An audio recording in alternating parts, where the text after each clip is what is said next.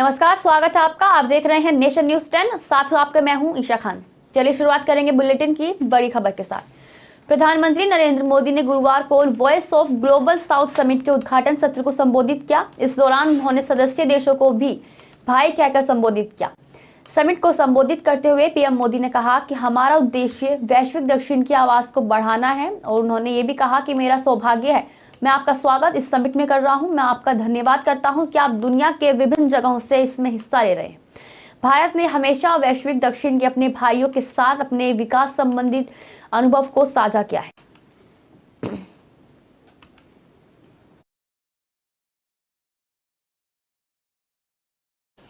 बड़गांव क्षेत्र के जड़ोदा पांडा के प्रथम शाल त्यागी और महेश की सुपारी लेकर जानलेवा हमला करने के 2 फरार बदमाशों को पुलिस ने गिरफ्तार कर जेल भेज दिया है। दोनों बदमाश 25,000 के इनामी हैं। बीते 24 अगस्त को हथियार बंद कुछ बदमाशों ने महेश पर उस समय जानलेवा हमला कर दिया। आरोप के बाद पुलिस ने मामला दर्ज कर लिया है और छानबीन शुरू कर दी है। पुलिस ने 7 लोगों के खिलाफ मुकदमा दर्ज कर 5 बदमाशों को गिरफ्तार कर पहले ही जेल भेज दिया।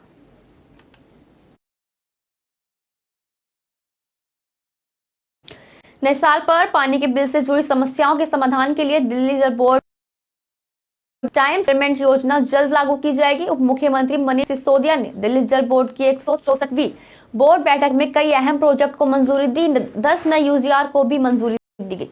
ये प्रोजेक्ट 2025 तक यमुना को साफ करने और 24 घंटे साफ पानी की सप्लाई के टारगेट के लिए अहम बताई जा रही हैं।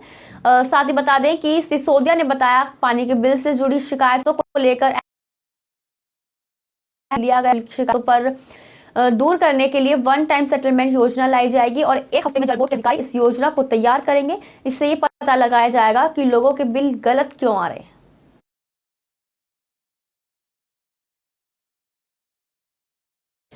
आम आदमी पार्टी को कथित तौर पर सरकारी विज्ञापनों की आड़ में राजनीतिक को प्रकाश करने के लिए रुपए का वसूली किया गया कि उपराज्यपाल ने को विज्ञापनों की 7 करोड़ रुपए वसूलने का निर्देश दिया। इसके बाद एक महीने बाद घटनाक्रम देखने को मिला। सूत्रों ने कहा कि सूचना और प्रचार निदेशालय की ओर से जारी वसूली नोटिस में राशि पर लगा ब्याज भी शामिल है और 10 दिन के अंदर पूरी राशि का भुगतान करना जरूरी है। एक सूत्र ने कहा अगर आप संयोजक ऐसा करने में विफल रहते हैं जिसमें पार्टी की संपत्तियां कुर्क जाना भी शामिल किया जाएगा।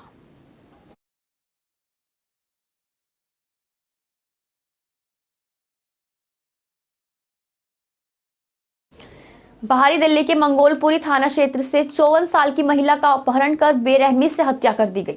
आरोपियों ने हत्या के बाद सबूत मिटाने के लिए उसके शव को कब्रिस्तान में दफना दिया। महिला के साथ इस दरिंदगी को मुख्य आरोपित के साथ 3 लोगों ने अंजाम दिया। मिली जानकारी के मुताबिक करीब 10 दिन पहले महिला का अपहरण कर उसकी हत्या कर दी गई थी। आरोपितों से पूछताछ के दौरान खुलासा होने पर पुलिस ने बीते बुधवार को शव को कब्रिस्तान से बरामद किया। फिलहाल आरोपितों को हिरासत में ले लिया गया है।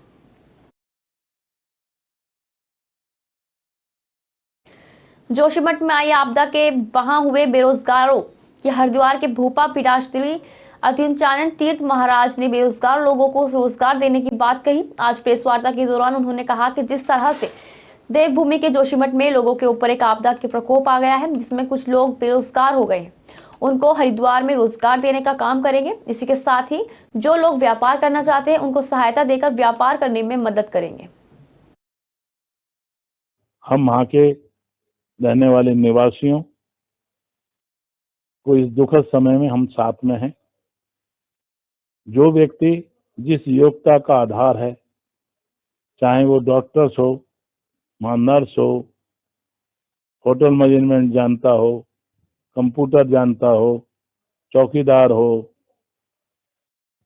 रसोईया हो, कोई भी व्यक्ति किसी भी योग्यता पर जानना, स्त्री हो पुरुष हो, हम सब उनके साथ हैं और सब लोगों को हम रोजगार देने की सामर्थ्य रखते हैं कि हम अधिक से अधिक लोगों को जो हमसे संभव होगा हम उनको रोजगार देंगे और आवासीय व्यवस्था भी उनको, जो लोग वहां से आएंगे उनको आवासीय व्यवस्था भी सुलभ कराएंगे। चाहेगा तो हम भी उस व्यापार करने में उसका सहयोग देंगे। सड़क पर दुर्घटनाओं को कम करने और लोगों को यातायात सुरक्षा के प्रति जागरूक करने के लिए हर साल मनाया जाने वाला राष्ट्रीय सड़क सुरक्षा सप्ताह की हरिद्वार में आज शुरुआत हुई। जिलाधिकारी और एसएसपी ने यातायात जागरूकता रैली को हरी झंडी दिखाकर रवाना किया। कार्यक्रम में ऑटो टेम्पो यूनियन से जुड़े ड्राइवर सहित भारी संख्या में लोग मौजूद रहे और जिलाधिकारी का कहना है कि इसका मुख्य उद्देश्य है सड़क पर वाहन चलाने वालों की सुरक्षा सुनिश्चित हो। इसी के लिए लोगों को जागरूक किया जा रहा है जिससे ट्रैफिक के नियमों का पालन हो सके और शराब पीकर गाड़ी ना चलाई जाए। इसी को लेकर जागरूक सप्ताह मनाया जा रहा है। ये 11 तारीख से 17 तारीख तक चलेगा। जो बेसिक इसके पीछे थीम है कि सबको जागरूक करना है, चाहे वो हमारे स्टूडेंट्स हों, चाहे भावी जो हमारे चालक कहेंगे, जो आने वाली पीढ़ी है, जो युवा होते हैं जो चालक बनते हैं, 18 साल के बाद लाइसेंस मिलता है। साथ ही साथ जो व्यवसाय से जुड़े हैं सभी को इसके बारे में जागरूक करना है और इसमें प्रमोट करना है कि सेफ्टी क्या प्रिकॉशंस होते हैं, घायलों की मदद करते हैं जो एक्सीडेंट्स में, उनकी जो स्कीम है उसके बारे में भी इनको जागरूक करना है कि घायलों को मदद करेंगे तो आपको सरकार की तरफ से रिवॉर्ड भी है।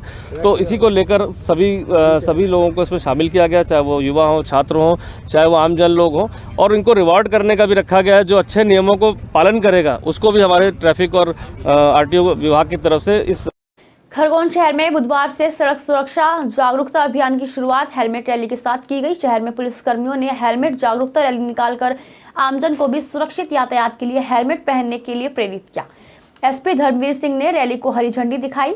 एसपी ने बताया कि यातायात नियम आमजन की सुरक्षा के लिए है और ज्यादातर हादसों में बिना हेलमेट पहने बाइक चालकों की मौत के मामले सामने आते हैं।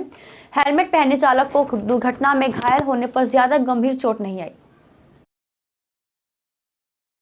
सुरक्षा सप्ताह का आयोजन किया जा रहा है। लोगों में यातायात के प्रति जो उसके नियम है उसकी जागरूकता को बढ़ाने के लिए हर वर्ष यातायात सप्ताह का आयोजन होता है। इस बार भी यातायात का सप्ताह स्टार्ट हुआ है जागरूकता का, जो आज 11 जनवरी से स्टार्ट होकर 17 जनवरी तक चलेगा।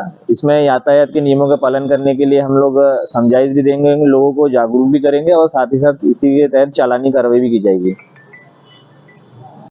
हेलमेट पहनना एक वैधानिक अनिवार्यता है और जो नियम कायदे कानून है उसको मानना प्रत्येक नागरिक का दायित्व भी है। आप ये जानते हैं कि जितने भी एक्सीडेंट होते हैं और एक्सीडेंट में जो मौत होती है उसमें अधिकांशतः मौत मोटरसाइकिल चालकों की होती है और ये भी कई सारी स्टडीज में आया है कि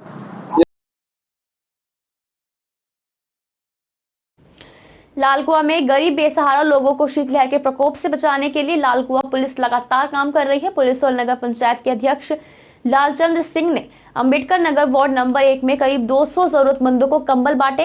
वहीं पुलिस द्वारा किए गए इस नेक काम की चारों तरफ जमकर सराहना हो रही है। बताते चले कि बेसहारा और गरीब 200 लोगों को कंबल वितरित किए गए। इस दौरान पुलिस ने लोगों को नशे के प्रति जागरूक किया और उन्हें किसी भी प्रकार की परेशानी होने पर पुलिस प्रशासन का पूर्ण रूप से सहयोग देने का आश्वासन भी दिया। जो रिन्यू संस्था है LNT की, उसके मतलब पुलिस के सहयोग से उनके द्वारा कंबल कुछ हमें दिए गए थे। तो जो हम अपने क्षेत्र, जो लालकुआं क्षेत्र हैं, चोरगली क्षेत्र हैं, इसमें हमने कंबल बंटवाए हैं। आज भी यहाँ 200 कंबलों का वितरण हुआ है। जैसे कि ठंड बहुत ज़्यादा है तो ये एक तरीके से सामाजिक कार्य है जिसमें यहाँ जो नगर पालिका के जो चेयरमैन साहब हैं और जो यहाँ के वार्ड मेंबर वगैरह हैं उनकी भी सहायता ली गई है। तो उनकी एक प्रॉपर लिस्ट बना के कि जिन लोगों को ज़रूरत थी उनको जो है कंबलों से मदद दी गई है। क्षेत्राधिकारी महोदय अभिनय चौधरी जी ने ये जो काम किया, गरीबों को इस जाड़े की ठिठुरती में जो कंबल वितरण किया, एक सराहनीय कदम है। हम उनके कामों को दिल से बधाई देता हूं कि इस तरह अधिकारी हम लोग के बीच में आए और इन गरीबों को, जो अंतिम छोर पे व्यक्ति है, उनकी मदद करना इस जाड़े में एक बहुत ही बड़ा सराहनीय कदम है। सूरत के अडाजन रिवर फ्रंट पर अंतर्राष्ट्रीय पतंग महोत्सव का आयोजन किया गया। इस कार्यक्रम में 19 देशों के 42, भारत के 6 राज्यों के और 20 और सूरत के 40 स्थानीय शामिल हुए। इस पतंग महोत्सव का कार्यक्रम सूरत महानगर पालिका और राज्य सरकार के सहयोग से किया गया। इस कार्यक्रम का उद्घाटन महापौर हेमाली बोगावाला के किया। महापौर ने कहा कि पतंगे लोगों के बीच शांति, प्रचार, भाईचारा सभी को एक सूत्र में बांधने का काम करती हैं, साथ ही सामाजिक समरसता और संदेश देने का भी माध्यम है।